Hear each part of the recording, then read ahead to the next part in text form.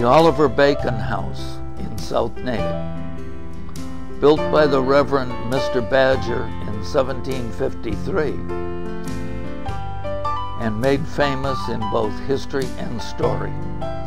Also one of the trees of friendship now standing.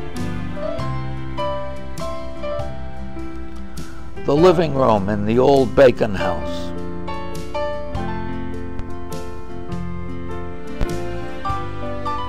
Broad House. This house, situated on Union Street, or Broad Hill, was built before 1766, at which time it was purchased by Mr. Broad. The house has been improved, but the L still retains its original style. The Luther Broad Estate. The Broad Estate on Union Street, showing the original barn built when the property was being improved and the buildings built. The Underwood House. Among the earliest settlers in Natick came three brothers named Underwood. They settled in the northern part of town, this house now standing on Marion Street. The Farris Home. Captain W. Farris was given a grant of land by the English government. He came to this country and built his home in 1758. The property passed through 3 generations before being sold to Henry Rose. It was purchased years later by one of Farris's descendants, R.W. Harwood.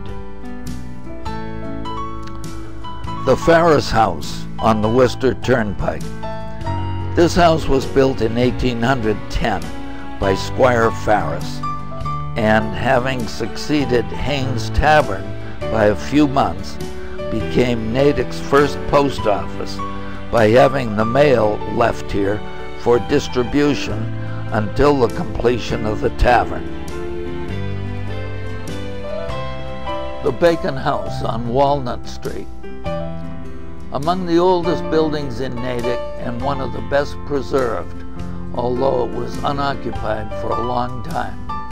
The date of the building is unknown, but existed long before the Revolution.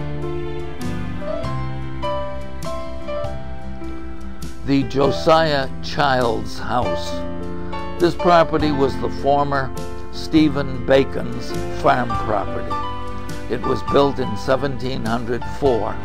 It has been used for many years as a funeral parlor by the Mitchell family.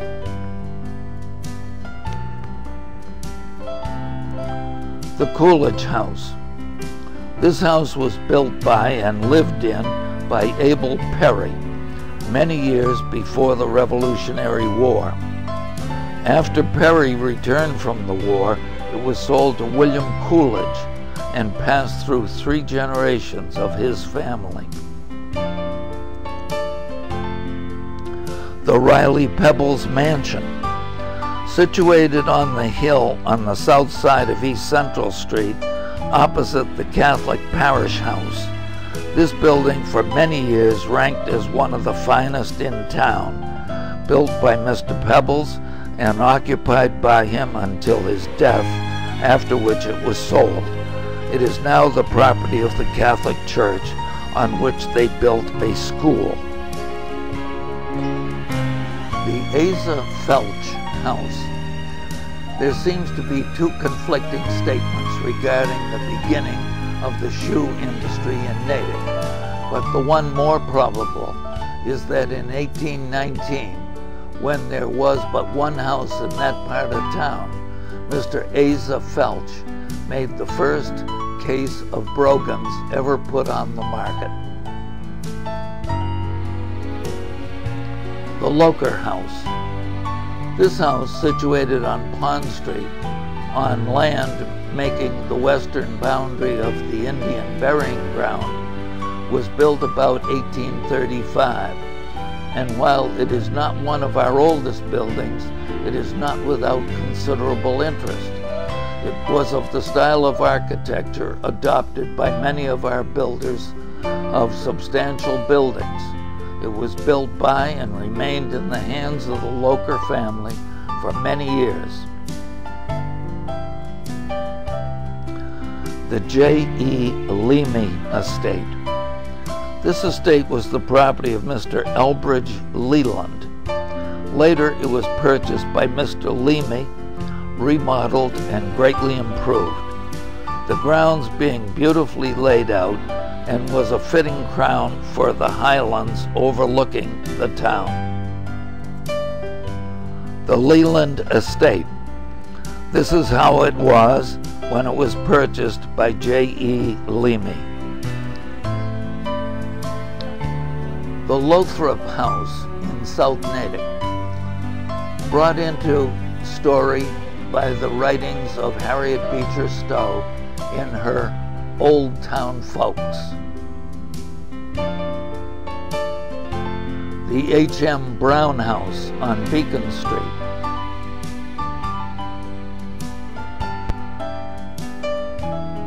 The Henry Coggin House.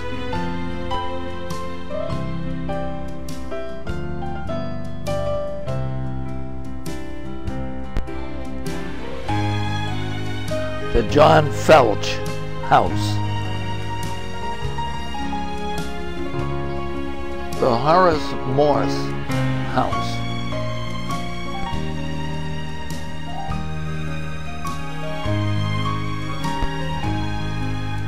The Congregational Parsonage. This was a gift of Riley Pebbles in 1890, and the property is located on Winnamay Street.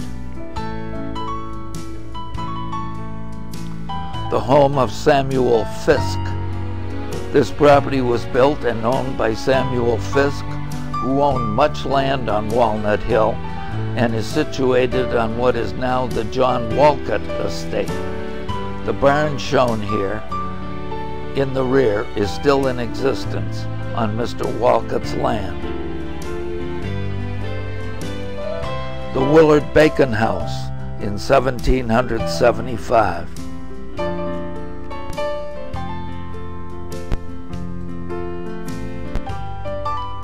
The William Perry House in West Natick.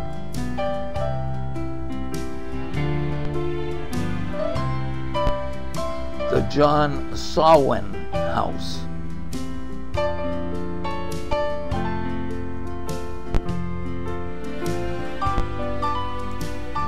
The Webster House.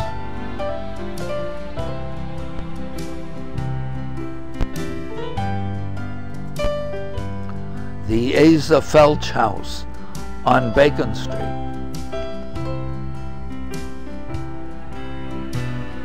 The Rice House on Marion Street.